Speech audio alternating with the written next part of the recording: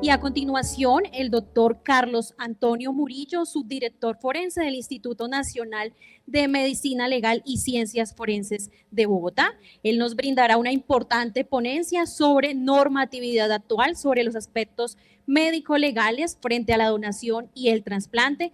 Bueno, el doctor es médico cirujano general de la Universidad Industrial de Santander, especialista en medicina forense de la Universidad Nacional de Colombia, especialista en derechos humanos y defensa ante sistemas internacionales, vinculado al Instituto Nacional de Medicina Legal y Ciencias Forenses y actualmente subdirector de servicios forenses del Instituto Nacional de Medicina Legal y Ciencias Forenses. Doctor, nuevamente, bienvenido. Bueno, entonces, ¿por qué el Instituto de Medicina Legal está acá? Nosotros somos una institución que brinda apoyo técnico-científico en temas de medicina legal y ciencias forenses a la administración de justicia. Y esa es nuestra gran misionalidad, llevamos 111 años prestando servicios, pero dentro de esa misionalidad que nosotros tenemos, también dirigimos y controlamos el sistema médico-legal en Colombia. Y como una función accesoria que tenemos es la de promocionar la vida. A pesar de que vemos muerte todos los días, nosotros tenemos esa idea de promocionar vidas y prevenir los hechos violentos en Colombia. Por eso el Instituto de Medicina Legal desempeña un papel fundamental en el rescate de tejidos con fines de trasplantes, trabajando de la mano con la red de donación y trasplantes del país, trabajando con el INVIMA, con el Ministerio de Salud en estos temas. Y principalmente medicina legal tiene una injerencia en el tema de donación en las muertes que tienen interés forense. Y por eso quienes son coordinadores, quienes están tomando decisiones en una institución de salud, tienen que tener claro que es una muerte de interés forense, ¿cierto? Son esas muertes que terminan judicializándose. Y esto es muy importante que se tenga claro el concepto, y lo vamos a ver más adelante, porque he tenido oportunidad en los últimos 7, 8 años de estar en contacto con quienes realizan los rescates en los IPS que permanente llaman, y uno ve cómo el coordinador o el médico que hace rescates tiene temor, franco temor, tocar un cadáver cuando le dicen, ojo que ese caso se va a judicializar. Pareciera que el mensaje es no lo mire, no lo toque. Y están perdiendo oportunidad de rescatar casos. Entonces, nosotros como instituto autorizamos y disponemos estos donantes cadavéricos de los casos que están en nuestra sede, ¿cierto? Todos los casos que llegan a medicina legal, el instituto es el que autoriza que rescaten tejidos, córneas, huesos largos, piel, principalmente es lo que se rescata en nuestras morgues. Y esto está medianamente reglado y lo tenemos claro nosotros como instituto de generar esas autorizaciones para que realicen los rescates. Pero yo quiero decirles, aquí cuando hablan de porcentajes, que allá en nuestras morgues desperdician la mayoría de casos. Y los desperdician ¿por qué? Entre un banco y otro banco hay diferencias de conceptos. Hay bancos que las córneas las retiran solo si pasan unas horas, otros tienen otro rango de horas, ¿cierto? No hay una permanencia en los institutos de medicina legal para retirar córneas, que es gran cantidad que podrían retirar nada más aquí en Bogotá. ¿Cuántos muertos realizamos diariamente? Y no se está aprovechando porque no existe claridad en los conceptos. De hecho, esas peleas y esas disputas entre bancos, que lo vemos nosotros como medicina legal, creemos que le hace gran daño a esta gran labor que es de rescatar tejidos. Pero ahí medianamente lo tenemos reglamentado. Pero por otro lado, brindamos el apoyo técnico-científico para la toma de decisiones de muertes encefálicas en la IPS. Y eso, ahí sí les tengo que decir que hay un vacío grande. Hace 8 años, más o menos, los médicos que realizaban rescate decían, bueno, ¿cómo sé si puedo retirar a un cadáver que va a ser objeto de investigaciones judiciales? ¿Cómo sé quién me lo autoriza? Eso lo planteamos hace 8 años. A hoy todavía no está claro. No hay normatividad ni nada que diga quién autoriza los rescates de esos cadáveres que aún no han llegado a medicina legal, los que están allá en las IPS. Y es un vacío que a nadie le ha interesado. Nosotros lo hemos planteado ante el Ministerio de Salud, ante el Instituto Nacional de Salud, y nadie se ha interesado en reglamentemos eso. ¿Qué hicimos, doctor Mario? Creamos un chat por WhatsApp, donde los médicos nos comentan los casos y yo les digo, sí, retiren. Sí, tenga en cuenta esto. Es un chat más que de autorización, porque no está claro quién autoriza. Es el que el Instituto de Medicina Legal dice, mire, aprovechen el cadáver, traechen ese cuerpo, tengan en cuenta en estas y estas cosas. Pero eso es una cosa muy, muy informal. Debería estar regulado. Pero también tenemos un comité de componentes anatómicos y de cadáveres no reclamados, y es que el instituto, ante muchos vacíos, decidió tener un comité que autoriza a los diferentes bancos para retirar tejidos, ¿cierto? Especialmente en nuestro instituto. Y lo tenemos ahí, estamos en este momento en unas mesas técnicas con el Ministerio de Justicia y de Salud para reglamentar también ese tema, porque debería estar reglamentado desde el 2016 y aún no se ha reglamentado. Estamos trabajando en la reglamentación de eso. Y quizás lo más importante que podemos hacer nosotros con todos los que tienen que ver con donación, con rescates en las IPS, es enseñarles temas de cadena de custodia y documentación forense. Mi concepto hoy es que el médico coordinador o el médico que esté al frente de un caso es el que debe dar la autorización de rescate.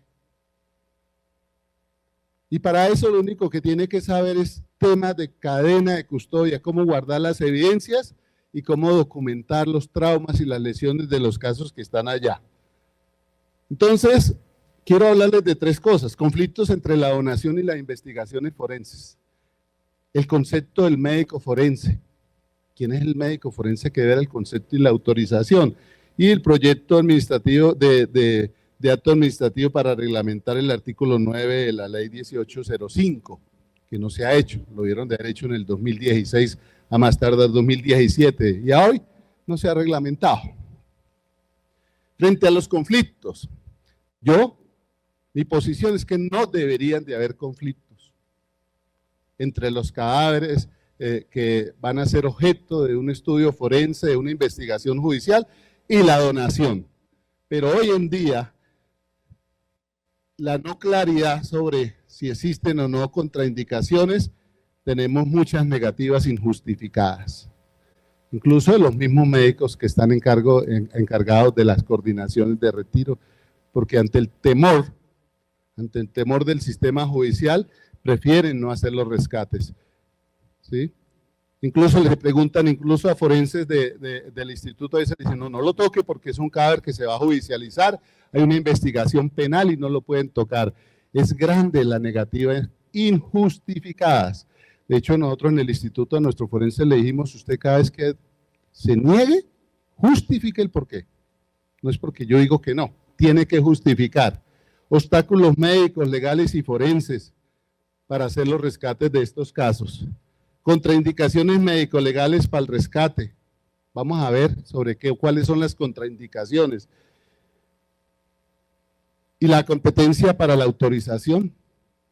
En algunos países, quien autoriza son los jueces que van a investigar, van a hacer la investigación penal del caso, autorizan los rescates. En otros países son los institutos de medicina legal. Aquí en Colombia dice, un decreto dice que estos casos que se van a judicializar o que requieren necropsia médico-legal, necesitan el concepto de un médico forense. Y todo el mundo piensa que cuando hablan del concepto de un médico forense es del Instituto de Medicina Legal. Ahí no lo dice. Entonces, la primera que tenemos que decir es que es un médico forense. Cualquiera de ustedes, doctor, usted puede ser un médico forense. ¿Lo es? Es el que tiene la experticia en algo. Es un médico forense. Y si usted tiene una experticia y se capacita, pues usted puede tomar la decisión, porque la norma no dice si no es. Entonces, cada uno de los médicos que participan en esto pueden fungir como médicos forenses.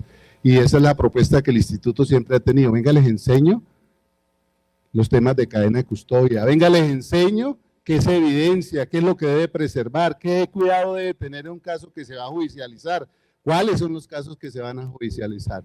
Y miren que ahí tendrían autonomía todos los que realizan rescates para hacer muchísimos rescates en las instituciones de salud. Pero eso es mera decisión, una mera decisión de capacitarse.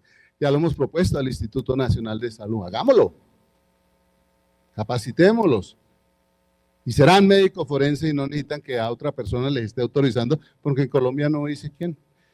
Por eso para el instituto simplemente debe haber un análisis integral del equilibrio entre la justicia y el salvamento de vidas.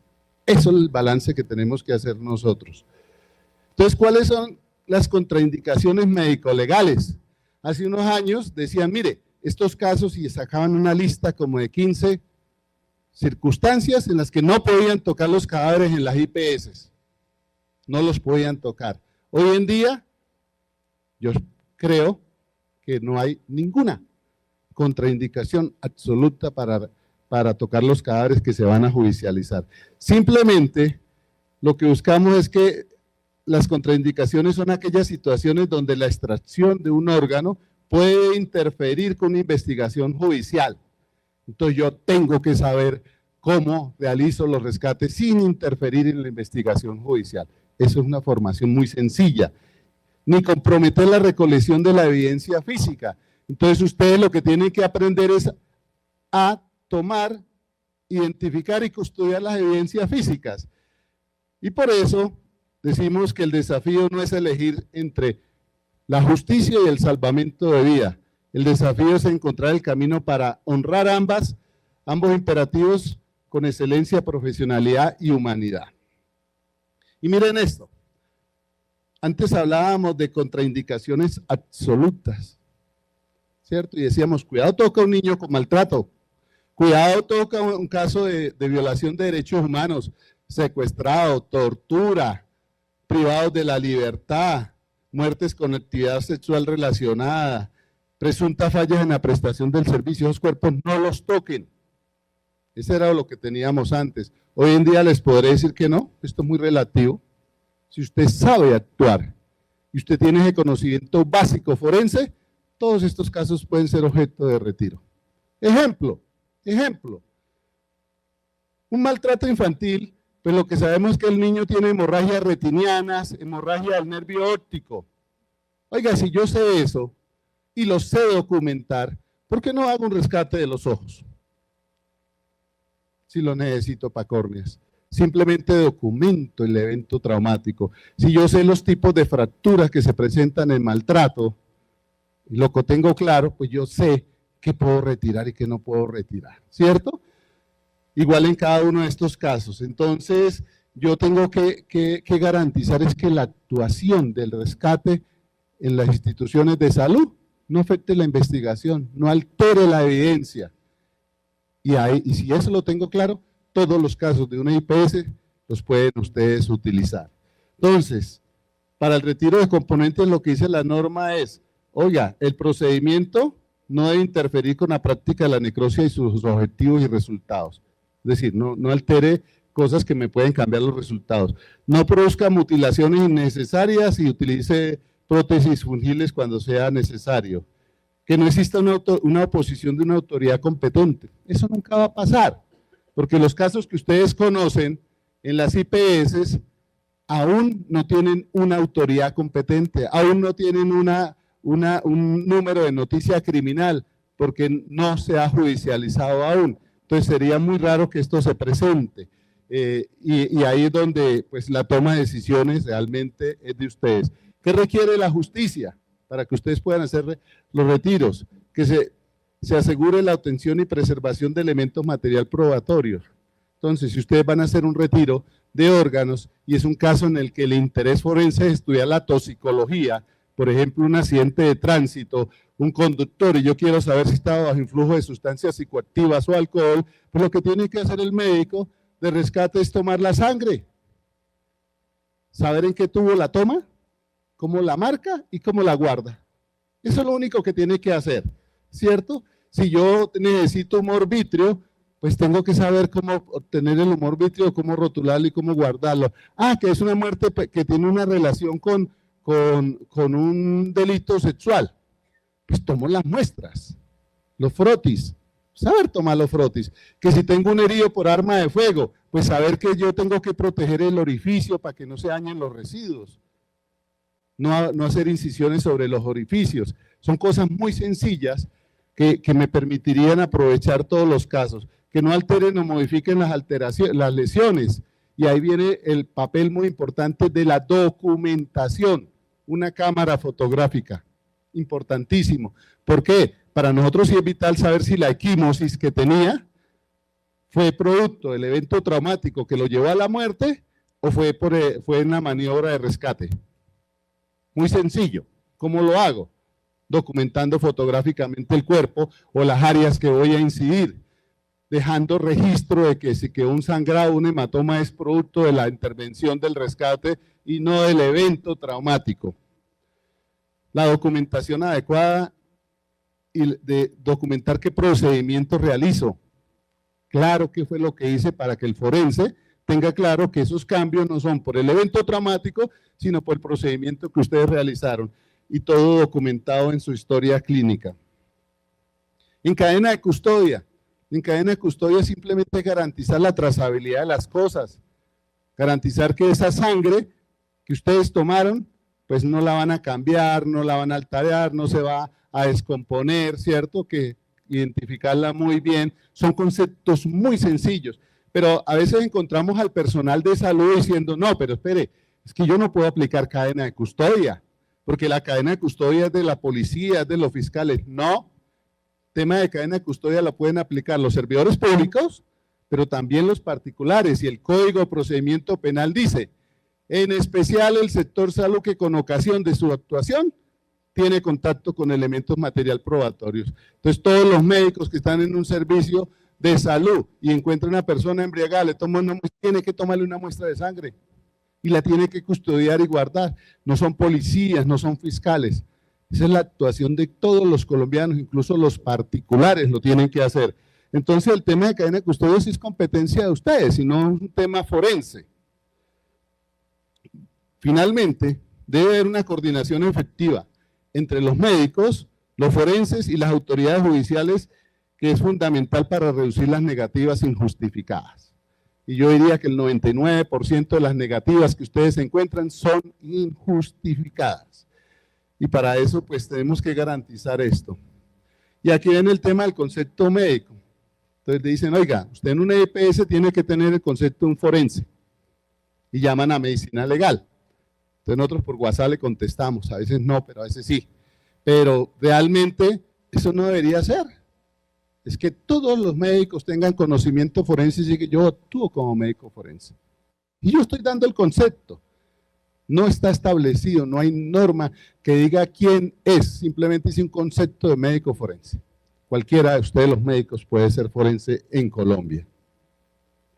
Finalmente, para terminar, la ley 1805, pues cuando se presentó y si bien es un avance significativo en la legislación, no se ha reglamentado en muchos aspectos.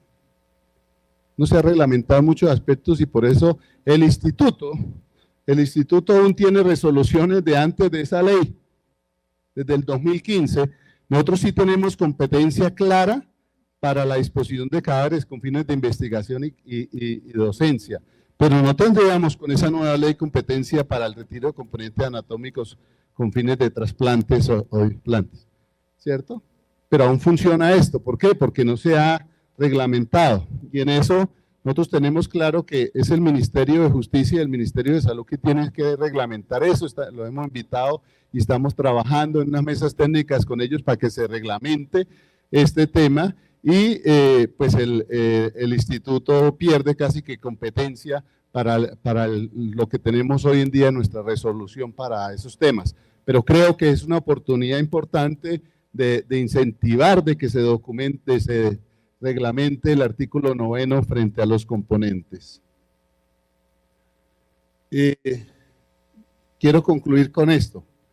Cualquier caso médico-legal es susceptible de ser donante. Llévense en ese mensaje, por favor, porque es que el mensaje es contrario, que son muy raros los casos médico-legales que pueden ser susceptibles de donante. Cualquier caso médico-legal es susceptible, ¿cierto? Siempre y cuando tengan los conocimientos en aspectos médico-forenses, que exista una coordinación efectiva y protocolos adecuados. Ustedes tienen muchos protocolos clínicos, pero no tienen los adecuados que incorporen el tema de cadena de custodia, el tema de la custodia de los elementos material probatorios y ese conocimiento básico forense. Si lo tienen, todos los casos serían maravillosos porque todos los podrían utilizar.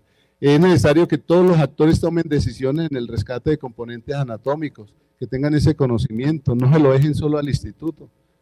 Como le digo, tenemos un chat informal en el que nosotros lo estamos haciendo. Los procedimientos de rescate siempre deben ser bien documentados.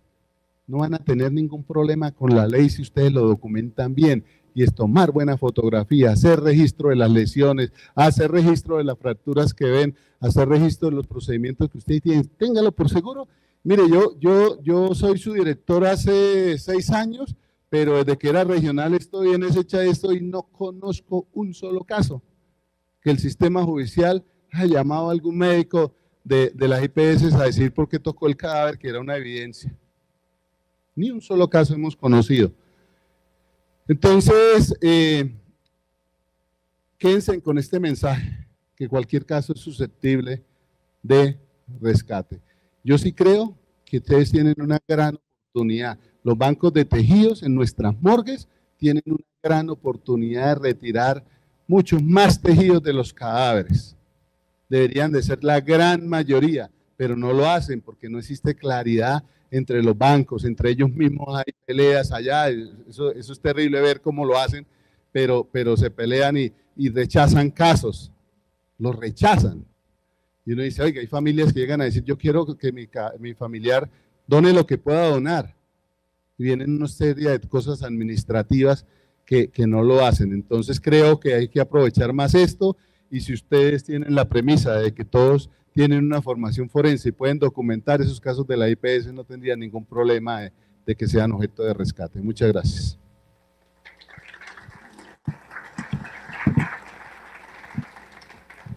Perdón, se me olvidaba, aquí yo les puse ahí también está el código QR del tópico de donaciones, y ahí hay un capítulo forense donde hablamos de estos temas. Doctor Murillo, muchísimas gracias. Yo quisiera en esta ocasión, aquí tenemos presente a la doctora Patricia Reyes, que es la jefe del servicio de quemados desde hace 30 años. Y siempre hemos hablado con la doctora Patricia lo que acontece con los pacientes quemados. No hay una legislación, no existe un pronunciamiento del Instituto Nacional de Salud, del Instituto de Medicina Legal, justamente sobre los casos con pacientes quemados. Muchos de ellos hacen falla orgánica múltiple, muchos de ellos fallecen pues porque son grandes quemados, y los que no son grandes quemados igual, sobre ellos no. Hay temor en la posibilidad de pensar, o mejor dicho, que esos pacientes no se notifican igualmente, nunca. Y no sé, el doctor Moyo, ¿qué piensa respecto a usted con relación a la notificación de pacientes quemados? Pacientes quemados que obviamente que no tengan falla orgánica múltiple, que sean potenciales donantes, pero es que uno se pregunta, ¿y es que hay potenciales donantes quemados? Son muy escasos, ¿no? Pero de pronto puede haber casos y no, por el hecho de ser quemados no se notifican. Pero aquí, qué maravilla que esté aquí la doctora Patricia y que esté usted, y de pronto muy brevemente hablar sobre ese asunto.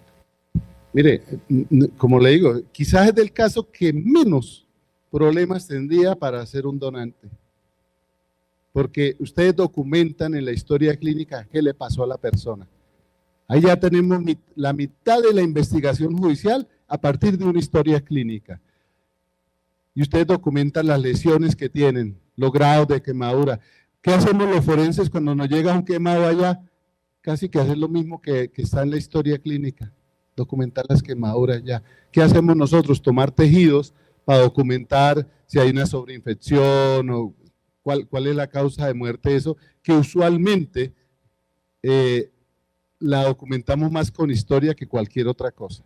Entonces, a ese es el caso que yo menos le pondría problemas para que puedan utilizarlo para rescates, para donación. Yo, por eso le digo, yo lo que creo y estoy casi que convencido porque yo hablo con muchos médicos que me llaman, doctor, tengo este caso. Mire, he tenido médicos que me dicen, es que yo creo que mejor no lo toco. ¿Pero por qué no? Es que este caso, oiga, no, yo creo que el problema de tomar la decisión es miedo, porque cuando usted dicen que es caso judicial, la fiscalía, la policía, oiga, no, ¿qué tal que me van a llevar a la cárcel porque yo toqué el caso? Es miedo, y el miedo está, ¿por qué? Porque no tengo el conocimiento forense y la capacidad de decir, oiga, yo con mi actuación no estoy alterando absolutamente nada. Entonces, por eso insisto, quizás el mayor aporte que nosotros le podemos dar es capacitarlos como forenses. A mí me gustaría que todos los coordinadores fueran forenses. Me encantaría que todos fueran forenses. ¿Y qué es ser forense? Es tener un conocimiento básico. ¿Quién se lo puede dar? Nosotros se lo podemos dar, sin ningún problema. Eso yo lo he propuesto en múltiples espacios y creo que si ustedes quieren aprovechar, quítense el miedo, y el miedo se lo quita teniendo el conocimiento forense. Gracias. Gracias.